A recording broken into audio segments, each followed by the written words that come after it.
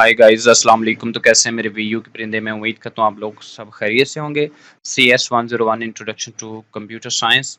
आज का जो हमारा मॉड्यूल है मॉड्यूल नंबर 32 है। बहुत ही इजी मॉड्यूल है। CPU central processor unit. Computer के अंदर जो कंप्यूटर का छोटा सा दिमाग होता है, जो उसकी चिप लगी होती है एक, उसको CPU कहते हैं। जो कि आपको सामने नजर आ रही है तस्वीर, ये साइड पे जो नजर आ रहा है ये उसका बोर्ड होता है। और उस बोर्ड के अंदर ये एक छोटा सा पुर्जा लगा होता है जिसको CPU कहते हैं। सेंट्रल प्रोसेसर यूनिट का नाम ही CPU होता है। ठीक है।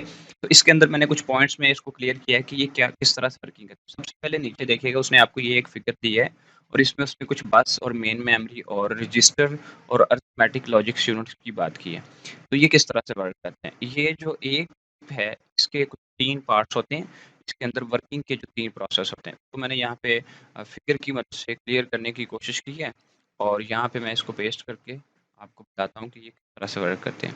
बहुत ही ज़्यादा इस पे आपने फोकस नहीं करना और नॉर्मल सी बात है। ये हमारे कंप्यूटर के अंदर जो मेन मेमोरी होती है, मेन मेमोरी होती है। जैसे कि आपके कंप्यूटर के अंदर कोई स्टोरेज हार्ड डिस्क वगैरह होती है, या आपके कंप्यूटर के अंदर कोई भी प्रोसेसिंग, जैसे मोबाइल हो गया आपका, या मोबाइल के अंदर आपकी जो कैपेसिटी होती है 64 GB या कितने GB का भी आपका मोबाइल है, वो होती है मेमोरी। उसको मेन मेमोरी कहते हैं। ठीक है, ये मेन मेमोरी है।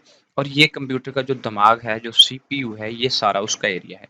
इस एरिया के अंदर तीन काम होते हैं। एक तो अरिथमेटिक लॉजिक यूनिट्स को कंट्रोल करना होता है, एक कंट्रोल यूनिट्स इनसाइड होता है।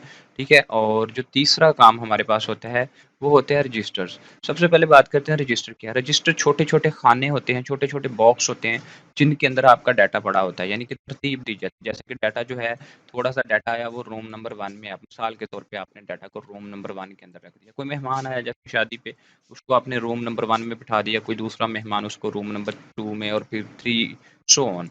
इसी तरह रजिस्टर होते हैं, यहाँ पे इनकी कोई कोडिंग होती है, जैसे कि 0 रजिस्टर नंबर 1, या यहाँ पे हम कह सकते हैं 10 और कुछ समथिंग रजिस्टर का कोड होता है। तो रजिस्टर के अंदर डाटा जो है वो तरतीब से स्टोर किया जाता है। ठीक है, ये रजिस्टर होते हैं।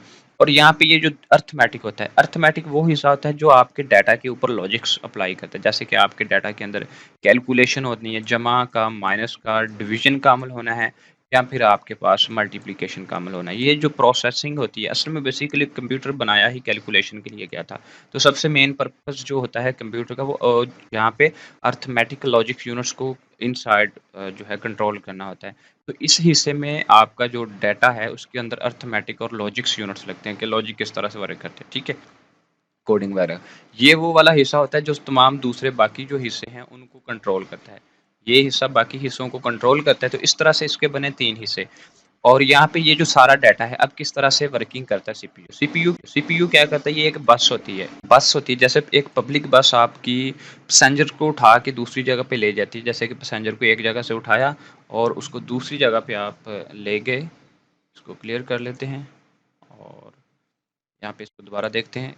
जैसे पैसेंजर एक जगह से, बस एक जगह से दूसरी जगह पैसेंजर ले जाती है, इसी तरह ये जो बस होती है ये डाटा को एक जगह से दूसरी जगह ले जाने के काम आता है। ठीक है, तो बस एक प्रोग्राम होता है, छोटा सा फंक्शन होता है जो सिर्फ ये करता है। ये आपको ट्रैक्स नजर आ रहे हैं, ये जो लाइन आपको नजर आ रही है ये ट्रैक्स है। बेसिकली ये आप ये समझ सकते हैं तारे हैं, इन तारों के जरिए करंट जा रहा है। तो बेसिकली ये तारें होती नहीं है, ये लॉजिक्स होते हैं, इनके अंदर से डाटा फ्लो करता है, ये लॉजिक्स होते हैं। ठीक है, आपने CS302 के अंदर लॉजिक्स को पढ़ना है।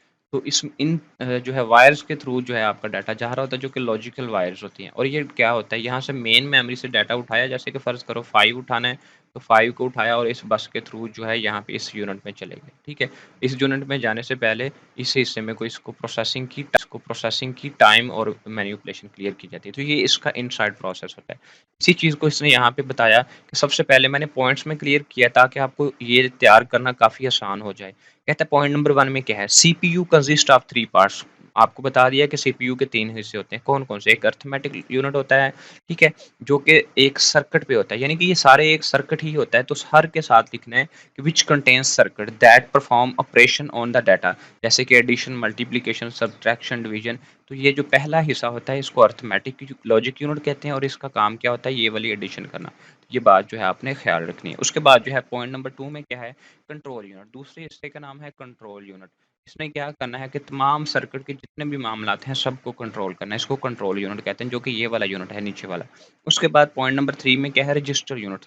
ये रजिस्टर यूनिट है, मैंने अभी आपको बताया कि ये मेमोरी के अंदर सेल होते हैं, ठीक है? जिनको रजिस्टर का नाम दिया जाता है। तो ये टेम्परेरी तौर पे स्टोरेज इन्फॉर्मेशन स्टोर करते हैं अपने ऊपर, और जब ये यहाँ से डाटा आया, इन रजिस्टर ने अपने ऊपर थोड़ी देर तक के लिए स्टोर किया, और उसके बाद ये जो डाटा है ये दूसरी तरफ जाके इसके ऊपर परफॉर्मेंस होगी। तो जब तक इसने परफॉर्मेंस करनी है, डाटा यहाँ पे स्टोर होता है। तो आर्जी तौर पे डाटा को स्टोर करने के लिए हम रजिस्टर का इस्तेमाल करते हैं। पॉइंट नंबर 4 के अंदर क्या है कि वो कहता है कि रजिस्टर की कुछ टाइप्स होती हैं, कि कौन-कौन सी टाइप होती है। एक जनरल पर्पस रजिस्टर हो सकते हैं और एक स्पेशल पर्पस रजिस्टर हो सकते हैं। ये दोनों अपनी रजिस्टर की आगे इन रजिस्टर की फर्दर 2 टाइप्स उसने बताई हैं, ठीक है? इनको आगे देखते हैं। पॉइंट नंबर 5 में उसको एक्सप्लेन किया, कहता है जनरल पर्पस जो रजिस्टर होते हैं वो सर्व करते हैं टेम्परेरी होल्डिंग प्लेस, यानी कि ये सिर्फ आर्जी तौर पे इन्होंने डाटा को मैनिपुलेट करना था, आर्जी तौर पे डाटा को इन्होंने स्टोर करना था। ये छोटे-छोटे रजिस्टर आपको नज़र आते हैं, इसमें जो जनरल पर्पस रजिस्टर हैं ये आर्जी तौर पे टेम्परेरी तौर पे डाटा को होल्ड करते हैं, ठीक है? और उसके बाद जहाँ पे आप रजिस्टर में इनपुट्स और जो हैं उनको होल्ड करते हैं, और फिर आउटपुट जो है वो आगे रिजल्ट देते हैं। इनपुट्स और आउटपुट्स को होल्ड करने के लिए सिर्फ आर्जी तौर पे अरिथमेटिक इस जब ये हमारे जो जनरल पर्पस रजिस्टर कंट्रोल करते हैं डाटा को, तो इसके ऊपर फिर अरिथमेटिक यूनिट जो है अपना काम करते हैं, ठीक है? आगे पॉइंट नंबर जो है नेक्स्ट, वो कहता है कि इसी की उसने डिटेल दी है, कि कहता है कंट्रोल यूनिट जो है मेमोरी के अंदर कहता है ट्रांसफर करता है डाटा फ्रॉम मेन मेमोरी, जो कि मेमोरी से कंट्रोल यूनिट जो होता है वो कहता है कि मेमोरी से डाटा जो है वो ट्रांसफर करता है जनरल पर्पस रजिस्टर की तरफ, ठीक है? किसकी तरफ? जनरल पर्पस रजिस्टर की तरफ।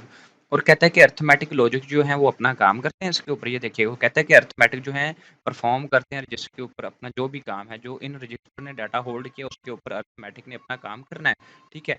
और उसके बाद जो भी है बाद में जो भी आपका रिजल्ट बनता है वो रजिस्टर ने आपको वापस दे देना है। जो भी रिजल्ट रिसीव होगा अरिथमेटिक करके, यानी कि 2 + 2 करने के बाद अगर 4 होता है तो उसने आगे रिजल्ट दे देना है। तो ये जो है हमारा जनरल रजिस्टर जो है ये डाटा को आर्ज़ी तौर पे कैच करता है। उसके बाद ये बस क्या है? बस मैंने आपको क्लियर कर दी है कि बस वो एक कनेक्शन होता है वायर का, जो कि आर्ज़ी तौर पे जो कि फाइनली तौर पे आपका जो है डाटा को एक जगह से दूसरी जगह ले जाता है। काफ़ी ईज़ी है ज़्यादा इस पे।